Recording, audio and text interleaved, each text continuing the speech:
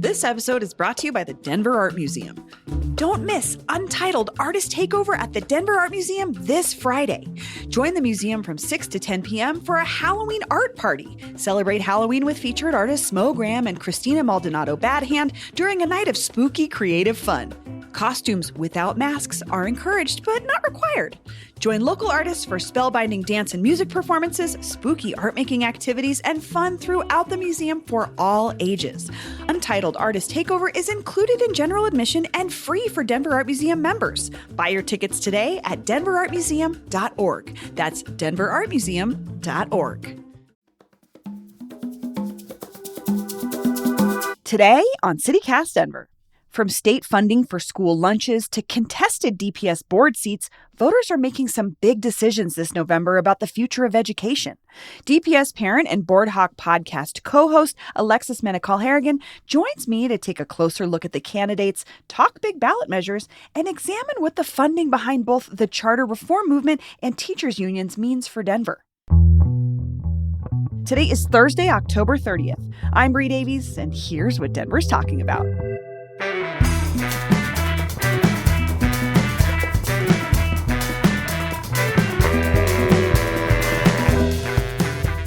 Alexis Menacall-Harrigan, welcome back to CityCast Denver. Thanks so much, Bree. I'm excited to be here. So let's start with the statewide measures that Denverites are voting on. We have Prop LL and MM, which are both related to funding the Healthy Meals for All program, which provides free breakfast and lunch to all students at participating schools, regardless of economic status.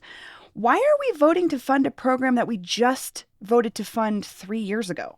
Absolutely. Great question, Bree. So for those who don't know, back in 2022, the legislature passed a bill that essentially allowed for a ballot initiative to go to the voters called Proposition FF, and that did pass overwhelmingly, as you mentioned, Bree. 56.75% of the voters approved to essentially have the income tax deduction amount for those earning over $300,000 a year for single filers and higher amount for joint filers to reduce the amount that they can deduct from their taxes, their standard deduction. What happened, as you know, we're in sort of a budget crisis here in the legislature, so we didn't raise as much money from those taxes as we expected to fund the Healthy Meals for All program. The Healthy Meals for All program is for students who attend any public school in Colorado. That includes charter schools, which are public schools, and any other public serving institution that serves youth through the school day.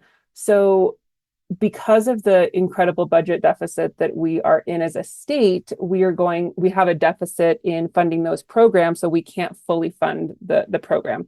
So what Proposition LL and MM do is, I like to say, and I do not take credit for this, I stole it from a good friend. It's basically a bill that, or a initiative that taxes the rich to feed the babies is the best way to describe it.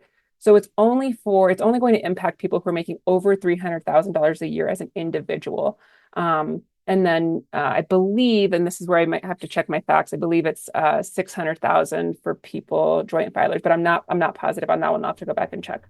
So it's to make up for a budget shortfall. Correct. That's why we're voting again, essentially. Yes, unfortunately. Okay. Now, if we were to, repeal Tabor, then we wouldn't have this problem. But that's another conversation for another day. That's another show for another day. Yes, exactly. and they're a little bit different. So what Proposition LL does is it basically says, with Tabor, we have excess tax revenue. So if there is more revenue that comes in a given tax year, that for those, again, making over $300,000 a year, the state can keep that money to help pay for the shortfall. And it's about $12 million in excess taxes that would be used to pay for the shortfall. If they vote no, what that means is those filers making over $300,000 a year would basically get a refund back for the excess revenue that was raised.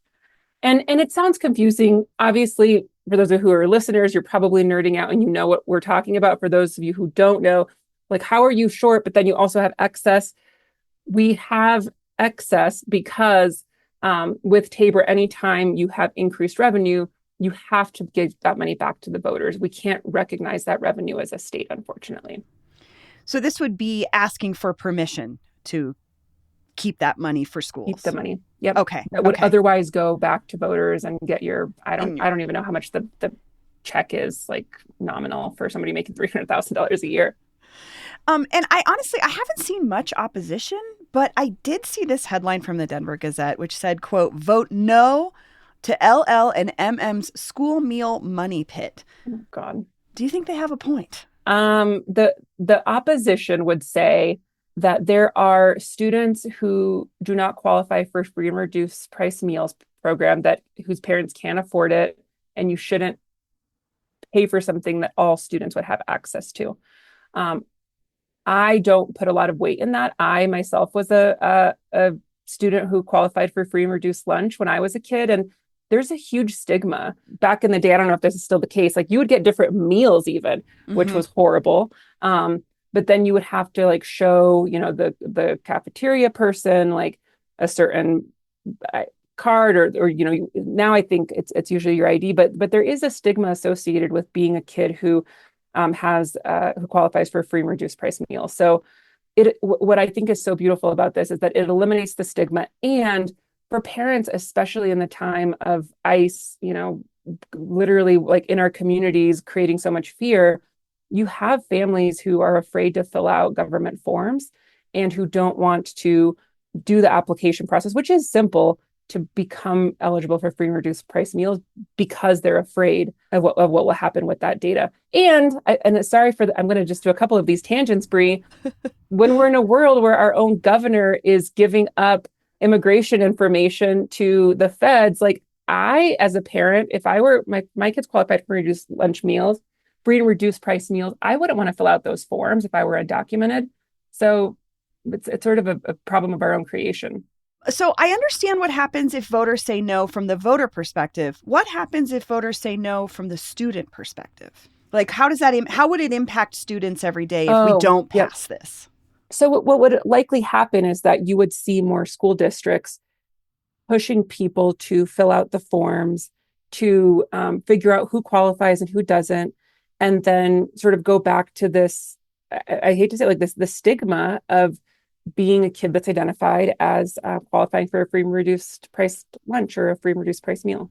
Okay, let's move on. And I would say it probably causes more burden on school districts and individual school staff as well. The additional paperwork, additional checking, instead of just everybody walks into the lunchroom, everybody can have access to lunch if they want to or not. Yep. Okay, so let's talk about school board races, because there's 4 of the 7 seats are up for grabs. So a lot of Denverites are going to be voting on this, especially we have an at-large seat as well. What's at stake in this election, big picture, with the school board? Big picture is, do we think that the district is heading in the right direction? And if so, you're going to want to vote for likely the incumbents. And if you think that change is needed, then you likely have 2 options. You can go with the teacher or the candidates that are endorsed currently by the Denver Classroom Teachers Association, which is the teachers union, or you can go with the candidates that are currently endorsed by Denver Families Action, 10 Collective Impact. Unfortunately, I think the narrative too often is, well, it's, the union versus the charter school. I actually think that is an outplayed narrative myself, especially when you have people who are running for school board who have 25 years as an educator and are, who likely should have been endorsed by the union, but are actually endorsed by Denver Families. So for me, I think a lot of it comes down to is do we value school choice? Do we value parents' ability to choose? And how are these folks showing up for teachers, and how have they showed up for teachers in the past? And what's their own record in education? So I think what's at risk is, are we heading in the right direction? Are we not heading in the right direction? And this election will ultimately shape the future of this district and likely who the superintendent is. We'll get to that in a little bit, for sure. But let's talk about the at-large seat that everyone in Denver will be voting on. There's 2 candidates, Amy Klein-Molk and Alex Magana. Yes, as well as one who withdrew, who will still appear on the ballots. Yep. What should we know? So you started with the last piece, which I think is important. Deborah Sims-Fard has withdrawn from the race. So she's not in the race. So don't vote for her. A vote for her is basically throwing away your vote. Amy Klein Mulk is a DPS parent. She has a background in ed tech. I believe she most recently was a paraprofessional in Park Hill. I think it's incredible when people run, and I think we need a lot more parents on the school board who understand what it's like to currently have a student in DPS. And she seems like a lovely, lovely lady. I don't think she has a ton of education experience beyond her time as a paraprofessional. She did, and I come from ed tech. My career for the last 7 or 8 years has been in the ed tech space nationally. She did start a pretty cool nonprofit that essentially provided education to early childhood, to young children, that was synchronous during the time of COVID. And so it was a lot of video learning for kids. Now there's some controversy we can get into as well, I was going to say that's the generous version. I feel like that's what I've seen as like, she wants to replace teachers with AI was like one of the criticisms of maybe coming from this ed tech world. Okay, what about Alex Magana? Yeah, so Alex Magana, he's the person I was referencing earlier. He has a 25-year educator. His entire career in Denver public schools. He was a math teacher. If those of you who know him, he kind of is a little bit of, you could tell he's a math teacher in the way that he sort of nerds out on things and gets in the weeds. He was a principal. He was such an effective principal. They made him the principal or leader of 2 schools, Grant Beacon and Kepner. Beacon Middle School. Kepner and Grant were 2 of the lowest performing schools in the district. And he was brought in to turn Grant Beacon around, and he did a phenomenal job doing so. And then there were parents actually at Kepner, and that's the neighborhood that I grew up in, not far from Newbury. And parents at Kepner had visited, this is what I understand, parents at Kepner had visited Grant and said, well, we want this for our school. And ultimately, parents advocated, and the district agreed to have a replicable model going over to the Kepner school as well. And then he ultimately led the innovation zone for those 2 schools. And now he's running for office. He's also a DPS parent. And like I said, what I really appreciate about him is he spent his entire career in DPS. And I think it's really powerful when you have educators who are sitting on the board. We'll talk a little bit more later about the money in these races, because there is quite a bit. But really quickly, you mentioned that this isn't just teachers union versus pro charter. Mm-hmm. But there's funding that seems to be aligning on those sides in terms of like which candidates are being supported by the teachers union and which are being supported by this other group that's called Denver Families, right? Mm-hmm. How is that playing out in a race like this? Are both of these candidates, is it still a matter of teachers union supported versus charter reform movement supported? I mean, I think if you listen to the supporters of both sides of this argument, and I'll share my bias, I'm very much a proponent of school choice and making the decisions that work best for your child. And in my view, charter schools are public schools. I send my kids, one to a traditional neighborhood school, my other kid to a charter school here in Denver. And they both have very different needs, and they're both served very well by their teachers at those schools. What you hear from, I would say, the other side of that, who are the pro or the anti-charter groups, is, there's millions of dollars being poured into charter schools and into these races. And why is that, right? And what I get frustrated about that argument is we're not hearing anything about student outcomes or student achievement. So a lot of it is just talking about money and not talking about how are the kids doing? How are students doing in schools right now? How are educators doing in schools right now? What do the educators need to serve students well? To me, that should be the question, not how much money is being spent on the races. And I mean, I know we'll get into the money piece too, but I wish we were just more honest. Like, unfortunately, this is the system that has been created.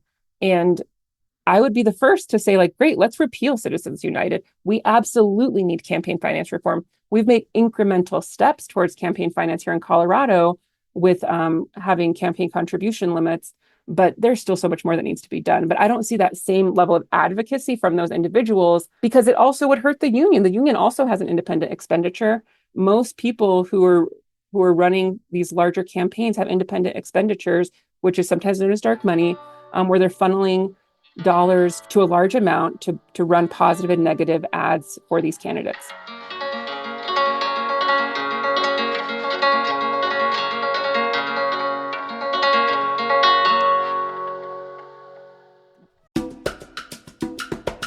This episode is brought to you by the Arvada Center.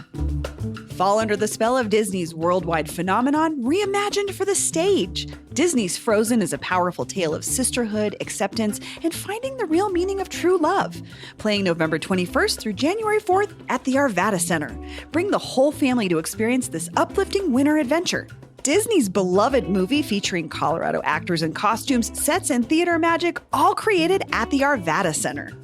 Okay, picture this. It's like Montgomery, surrounded by all his little girlfriends, Charlie, Juniper, Emmy, and Mirabel, and they are all just full throat voice. Let it go, can't hold it back anymore. And he's just losing his mind because the girls love this.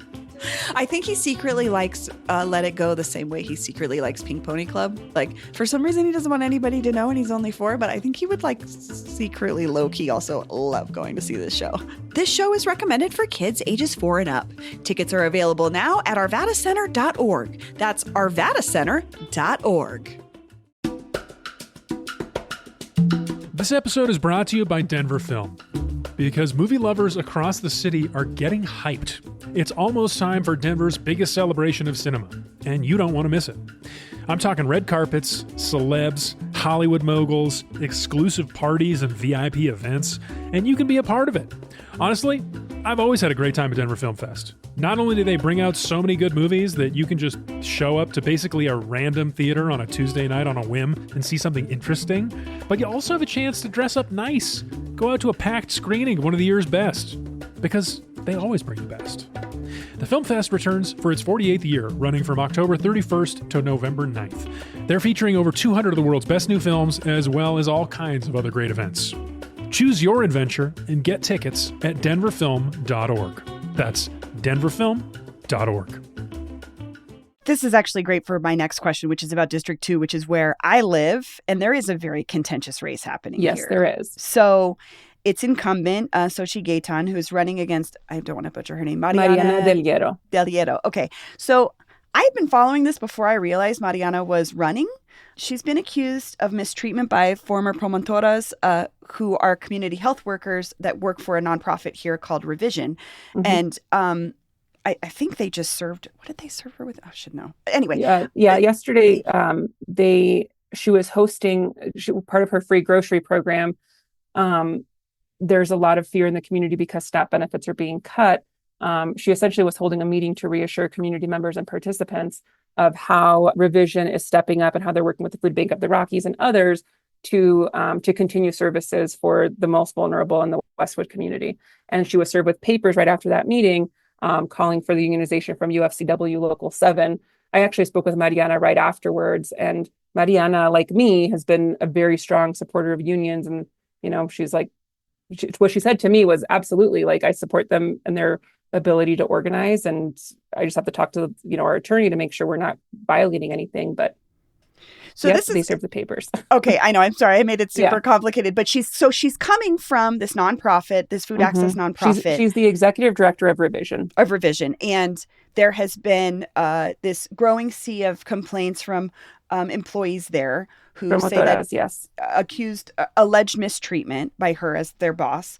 And then on the other side of it, we have Xochitl, who's incumbent.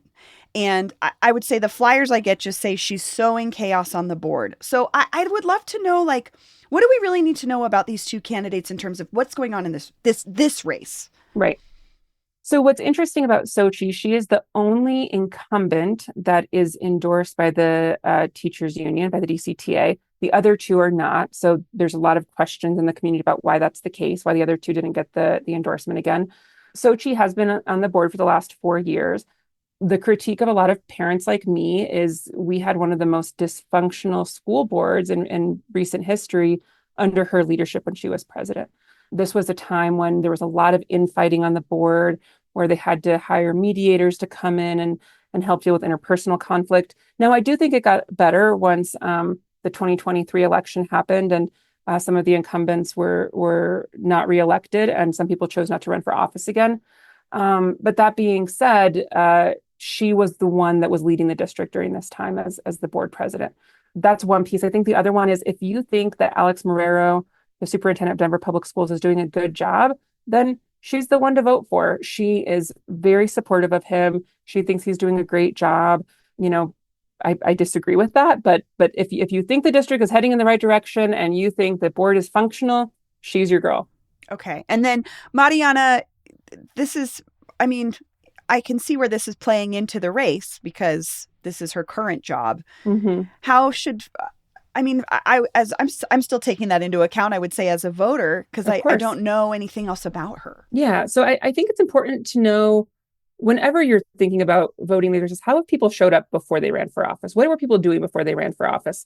And for me, that's why I'm supporting a lot of the candidates that I'm supporting, is they have been working in community. They've been working for some of the most marginalized members of our community for most of their careers. So as we mentioned, Mariana is the executive director of a food security nonprofit. She has raised millions of dollars for that organization to provide full-time benefits to a lot of the workers, to expand some of the services that the organization has offered, and has brought the organization to financial sustainability that it didn't necessarily have before. She does have a critique of being a tough boss. She has high expectations for people, and I can't speak for her, and I think it's really unfair that she's unable to speak to the interpersonal workings. And as somebody who has led teams, you can't talk about personnel matters. So you're only hearing one side of the story. What I will say is, being on the board of, and I'm actually the board chair of Mi Casa Resource Center, just around the corner there in Westwood, something that I've observed over the years is women of color are often held to a very different standard in executive leadership positions. And I'm really frustrated that we don't have the same level of critique of any one of the men or white individuals who have been leaders of nonprofits, who have also had issues of complaints and challenges around them being leaders. And you're only hearing it often about people of color. Okay, let's talk about District 3, which represents Central and East Denver. We have incumbent Scott Esserman running against Carol Blank and DJ Torres. What are you watching in this race? Yep. So Karen Blank, Karen, I'm sorry. No, it's okay. So Karen has a background in early childhood education, running early childhood center. Scott is the incumbent in this race. He is the current at-large board member. He chose not to run at-large and instead is running in District 3. And DJ Torres is a former educator who is endorsed by the Teachers Union. DJ's worked for Sandy Hook Promise. He's actually got a great profile. DJ seems to have been another one where I think it's really great that you have former educators running. So again, thinking about what were people doing before they ran for office. And I think in all three of these cases, all three of the people running have had a long history working for students, working in the school systems, working in community. So I have my favorite, and that's Karen. Scott, I would say, is another one similar to Sochi. If you think that the superintendent is doing a good job, if you think the district is heading in the right direction, then Scott's probably the person for you. And DJ, I don't know as much about his policies. What I find really interesting, though, is when I interviewed DJ on our podcast for Board Hawk with Alan Gottlieb, DJ said, I wanted to get the endorsement of both Denver families and the DCTA. Ultimately, I had to choose, and I chose the endorsement I chose to go after the DCTA endorsement. And, I asked him, well, why was that? And he said, he won't take any money from reformers. And I said to him, well, I'm a reformer. Like, if I give you $50, would you return it? And he sort of hemmed and hawed a little bit. He's like, well, I guess it's values aligned. It depends. And he said, well, yeah, I guess I would return it. But what I find so interesting about that, Bree, is DJ actually went through the Denver Families Fellowship and received a stipend of $1,000 for that fellowship. So he's already taken reform money. And last I heard, he hasn't returned that money back. So he's already said he's not taking reform money, but he's already done it. I think it really gets to the heart of this issue of it's not a clear cut between these two sides. Yep. Let's talk about District 4 really quick before we move on to some bigger themes. This is the northeast part of the city, currently represented by Michelle Quattlebaum, who's running again, and she faces three challengers: Timea Jackson, Monica Hunter, and Jeremy Harris. What are you watching in this race? So again, we have an incumbent in this race, Michelle Quattlebaum. If the district is doing the things that you want the district to be doing, if the superintendent is doing a great job, Michelle is your girl. Timea Jackson was trained as an educator. She has served most of her career in schools and works in restorative justice practice in Aurora. She's another one where she has been a lifelong educator. She has been showing up in the community working for youth. Monica Hunter is another lifelong educator. She's endorsed by the DCTA. What I think is actually really cool about Monica, I have long been critical of the DCTA not supporting Black educators in the way that they should, and actually usually not supporting Black candidates as much as they have supported their white counterparts. You can see that in the filings. Actually, I hope somebody's listening and who has a lot more time on their hands can actually go look in the last 4 or 5 cycles how much the DCTA has supported the Black candidates that they've endorsed versus the white candidates that they've endorsed. I think you'd find some really interesting things there. So Monica, what I really like about her is she actually started the Black chapter for the DCTA and actually organized a lot of the Black educators in that race, in the union. And then Jeremy Harris is a mortician. I think he's a DPS. I actually don't know much about Jeremy. Okay. He tends to be supported by more conservatives and yeah, I'll just leave it there. Well, it'll be interesting because there's quite a few people in that race. Yes. Superintendent Marrero has come up already. Yes. He was hired by the union-backed board, and he's had some high-profile conflict with one of the new board members, John Youngquist. And there's some pretty nasty allegations going back and forth there. And I wonder what you think the implications of this are, or this election actually, what the implications are for Superintendent Marrero. Yeah, well, it's a funny timing because just yesterday the report came out that the investigators had been doing. So this is a whole nother podcast, but the short version is Dr. Alex Marrero, the superintendent of Denver Public Schools, accused board member at large John Youngquist, who's the former principal of East High School, of discriminatory behavior towards employees of color in the district, and had belittled them, was demeaning towards them, and ultimately called for the censure of the school board. You have to realize John Youngquist is Alex Marrero's boss. So this is basically a subordinate telling his supervisors, I need you to censure one of your own. You can't fire a superintendent. You can you can't fire a board member. You can recall them. But the most that their peers can do is censure. That is sort of the most damning thing that can be done. And it doesn't happen very often. It happened a few years ago with former board member Aonte Anderson.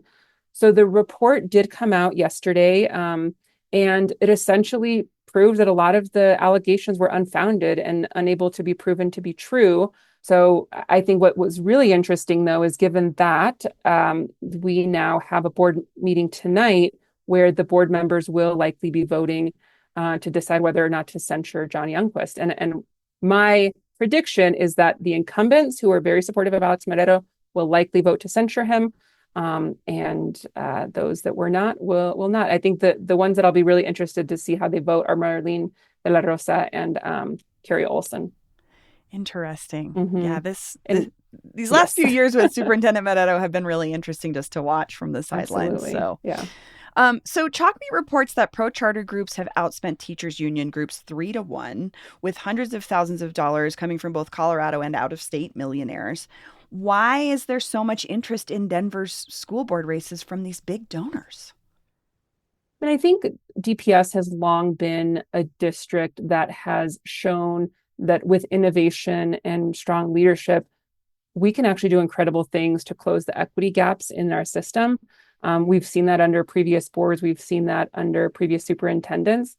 And so I think that there's a hope by some of the outside organizations that we can sort of reinvigorate this system that has proven to be successful for Black and Brown students, but in my opinion, is currently not proving to be the case. And I mean, I think this is oftentimes, like I said earlier, the argument that you hear, but what I don't hear enough is how are the kids doing? How are students doing? And, you know, one of the things that I find really interesting, for example, in the District 2 race is there's a lot of people celebrating that the district is green, that the schools are green. That basically means that they're meeting minimum proficiency as a school overall. But when you actually dive a little bit deeper into the data at the individual school level, what you will often see is that Black and Brown students, Black and Latino students, as well as Indigenous students, are not performing at the same levels of their white peers. And we actually are seeing increased gaps in academic achievement between Black and Brown students and their white counterparts than we have in the recent past. So it's one of the widest gaps we've ever seen in the last 20, 25 years in the district. So I want to read this quote from Denverite about Denver's Family Action, which is, again, the sort of the other side of the teachers union.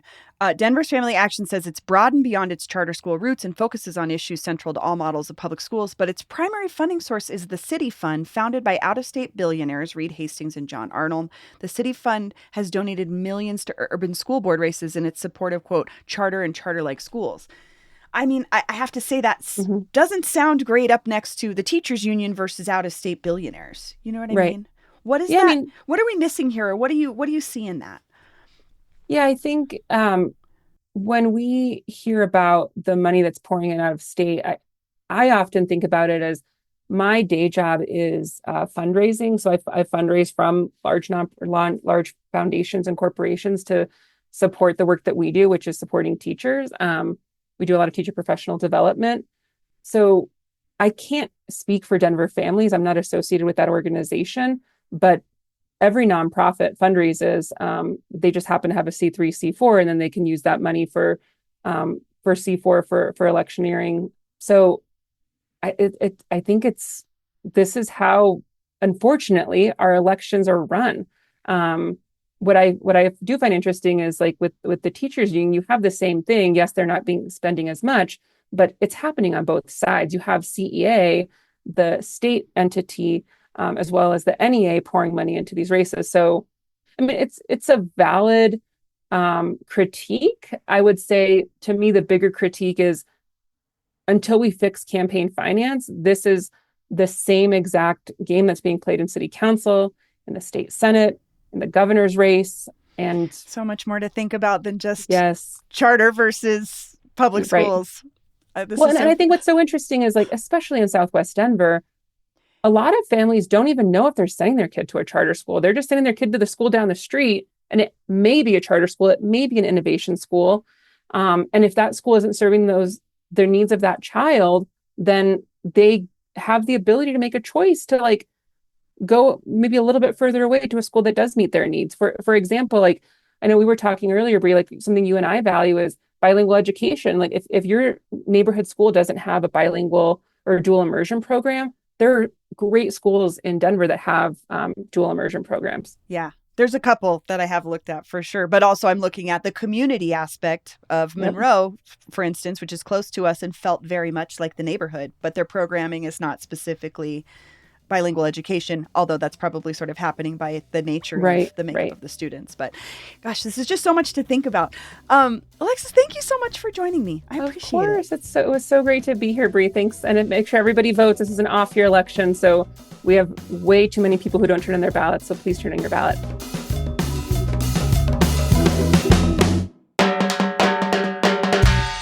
That's all for today here on CityCast Denver. If you enjoyed this show, why don't you take a minute to tell DPS board member John Youngquist about us? Rate the show wherever you get your podcasts, and subscribe to our morning newsletter and learn more about us at denver.citycast.fm. We'll be back tomorrow morning with more news from around the city.